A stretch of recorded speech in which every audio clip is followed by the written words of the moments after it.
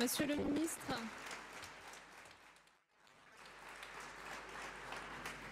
le ministre, bienvenue dans votre maison. Je vous y souhaite de grands succès et de multiples petits bonheurs. Je ne vous redirai pas ici ce que nous nous sommes dit dans mon bureau. Ceux que cela intéresse, je les invite à se référer à la lettre ouverte que je vous ai adressée il y a quelques jours publiquement et que vous m'avez dit avoir lu avec attention. Je vous en remercie. Non, je voudrais saisir ces derniers instants au vol pour m'adresser à ceux qui, dans quelques minutes, ne seront plus mon quotidien, du petit matin jusqu'aux heures les plus avancées de la soirée, comme ils l'ont été depuis 993 jours, sans exception. Je voudrais dire aux parents d'élèves combien je suis fière de les avoir vus plus mobilisés et mieux organisés que jamais. Et je pense en particulier aux parents des quartiers les plus populaires de notre pays, pour veiller comme une mère poule à ce que le service public de l'éducation nationale offre bien le meilleur à leurs enfants, à tous leurs enfants, à veiller à ce qu'ils ne trichent pas, ne mégotent pas, ne lèsent pas. Je souhaite qu'ils restent aussi mobilisés, exigeants, ce qui n'empêche pas d'être constructifs, et qu'ils sachent tirer parti surtout de toutes les chances que nous leur avons ouvertes, qu'ils tirent parti de la possibilité de préscolariser leur enfant à l'âge de 2 ans, là où ça a été rendu possible, qu'ils notent avec attention les améliorations des apprentissages de leurs enfants grâce au plus de maîtres que de classe, là où nous l'avons installé, qu'ils veillent à ce que les moyens de l'éducation prioritaire soient confortés et même complétés pour les lycées, qu'ils veillent aussi à ce que le travail de dentelle que nous avons engagé pour la mixité sociale dans les collèges soit poursuivi. Pour cela, ils auront besoin de vous, chers observateurs. Dans ce monde où la désinformation le dispute en permanence à l'information, dans ce monde où le culte de l'immédiateté fait confondre les temps et les causalités et croire que la dernière enquête internationale vient évaluer la réforme de la semaine dernière, dans ce monde-là, il y a plus que jamais besoin d'observateurs aguerris, honnêtes, rigoureux, qui sachent dire ce qui fonctionne comme ce qui dysfonctionne pour aider chacun à y voir plus clair.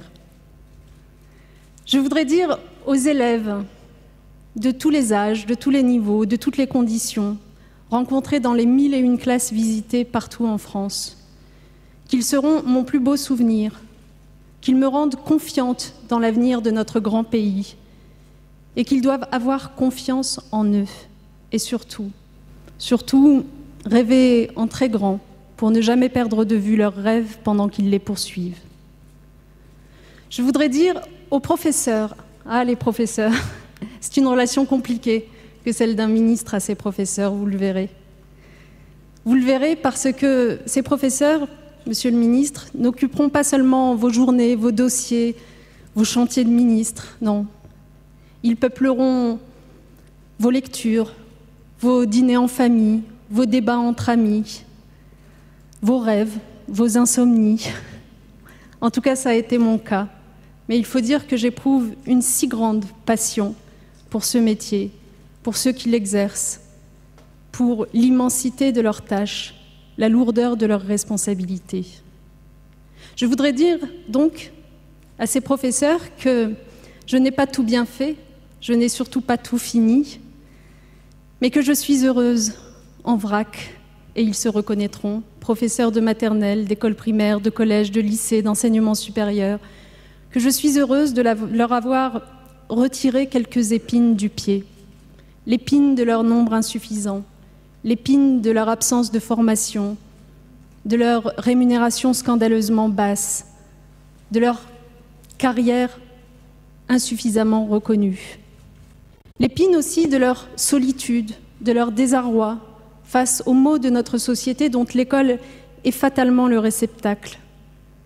Tensions identitaires, théorie du complot, harcèlement, insécurité, et bien d'autres épines encore, mais que je ne veux pas détailler ici. Je voudrais, parmi eux, m'adresser à 2 catégories. Les autres, je l'espère, ne m'en tiendront pas rigueur. D'abord, à nos nouveaux psychologues scolaires. Je veux leur dire que pour un ministre, pour une ministre, c'est une expérience inouïe que de créer de toutes pièces un nouveau corps dans l'éducation nationale et que j'ai été ô combien fière de faire aboutir cette revendication si légitime, vieille de plusieurs décennies et qui installe définitivement la bienveillance à l'école. Je veux ensuite m'adresser aux professeurs de latin avec lesquels nous avons parfois donné le sentiment de nous affronter et c'est un grand regret pour moi.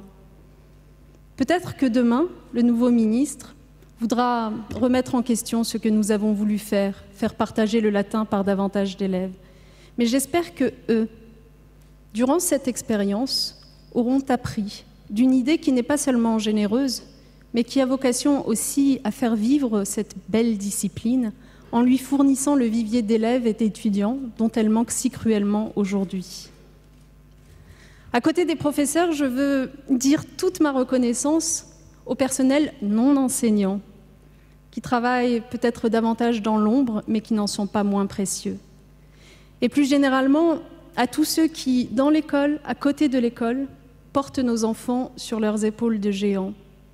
Je pense aux AVS, aux assistants de vie scolaire auprès de nos enfants en situation de handicap, dont je me réjouis sincèrement qu'ils puissent très prochainement, les uns après les autres, être CDIsés comme nous l'avons programmé. Mais je pense aussi aux animateurs du périscolaire qui ont eu une lourde tâche ces dernières années. Je leur souhaite le meilleur et en particulier de conserver leur emploi. Monsieur le ministre, je ne serais pas complète si je ne m'adressais pas aux agents de ce ministère, ici ou sur les territoires. Je veux vous dire ma reconnaissance pour l'engagement incroyable qui est le vôtre. Pas un jour, pas une minute, vous ne m'avez fait défaut. Et vous savez, monsieur le ministre, contrairement à une légende tenace, aucun mammouth ne rôde dans les couloirs de ce ministère. Il n'y a que des femmes et des hommes qui seront là pour vous, comme ils l'ont été pour moi, qui seront là pour l'école surtout, et je les en remercie. Enfin, mon dernier mot s'adressera à ceux qui, comme moi, font leur carton, et je sais que l'émotion les étreint, forcément, les membres de mon cabinet, à qui je veux dire merci pour leur fidélité, pour leur constance, pour la façon dont ils ont été en permanence droits et généreux, bourreaux de travail et joyeux de rire en même temps. Je veux leur dire que nous pouvons être fiers de ce que nous avons accompli et je veux leur dire surtout à quel point je les adore. Alors, monsieur le ministre, vous voyez, chacun des 993 jours que j'aurais passés ici, j'aurais monté ces marches avec un sentiment mêlé de conscience de l'immensité de la tâche qui m'était attribuée et en même temps d'indispensable humilité. Je vous souhaite de ressentir la même chose très longtemps. Je vous souhaite de réussir.